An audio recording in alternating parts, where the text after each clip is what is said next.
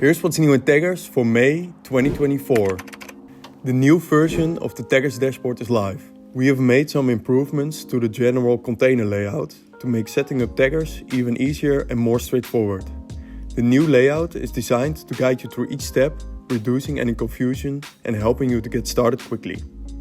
We've also added the option to switch between dark and light modes, letting you choose the look that suits you the best.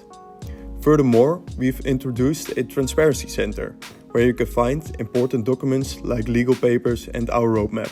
More features are on the way for the updated dashboard. Then moving on to our second update. We've added the TAGGRS Data Enricher variables to all of our templates in the TAGGRS Template Gallery. The TAGGRS Data Enricher adds extra dimensions to the data sent to analytics platforms like Google Analytics. With these variables added to the templates, using the TAGGRS Data Enricher has never been easier. You can request access to these templates within your dashboard. More info can be found on our article about the TAGGRS Data Enricher. Then moving on to our last update. We are introducing our new Magento data layer extension.